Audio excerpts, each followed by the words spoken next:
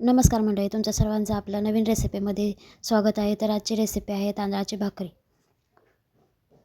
तर तांदळाची भाकरी करण्यासाठी मी इथे गरम पाणी घेतलेलं आहे आणि याच्यामध्ये तांदळाचं पीठ मिक्स करून घ्यायचं आहे. पीठ मी घरगुती गिरणीवर दळून घेतलेलं आहे आणि पीठ बारीक पाहिजे त्याच्यामध्ये पाणी मिक्स करून ते व्यवस्थित मळून घ्यायचं आहे. आणि भाकरीमध्ये जर गरम पाणी तुम्ही मिक्स केलंसा तर भाकरी जास्त खाताना अशी लांबत नाही, ती कुरकुरीत अशी छान लागते.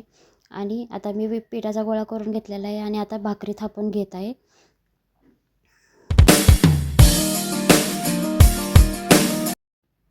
इथे मी गोळा काढून घेतलेला आहे आणि आता भाकरी थापून घ्यायची आहे. त्यासाठी खाली थोडंसं पीठ टाकून घ्यायचं आहे. पहिला गोळा तयार करून घेऊया. हा गोळा तयार करून घेतल्यानंतर मी आता खाली ताटामध्ये थोडंसं तांदळाचं पीठ घेत आहे. पीठ घेऊन त्याच्यावर भाकरी थापून घ्यायची आहे.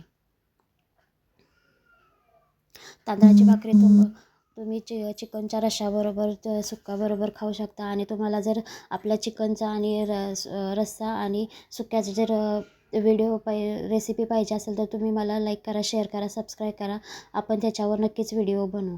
तरी तर मी भाकरी थापून घेतलेली आहे आणि आता ती तव्यात टाकून भाजून घेऊया. तर इथे तुम्हाला मी दाखवत आहे भाकरी व्यवस्थित अशी एकदम पातळ अशी मी थापून घेतलेली आहे. आणि आता त्याला पाणी लावून घ्यायचं आहे.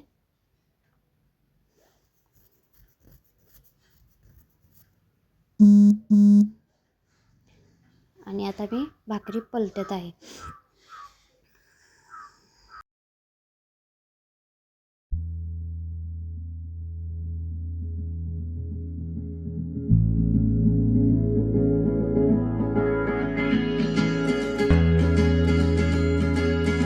भाकरी व्यवस्थित भाजून घेण्यासाठी मी आता ते तवा खाली घेतलेला आहे आणि गॅसवर भाकरी भाजून घेत आहे, जेणेकरून भाकरी आपली व्यवस्थित सगळी बाजूने भाजली जाईल यासाठी.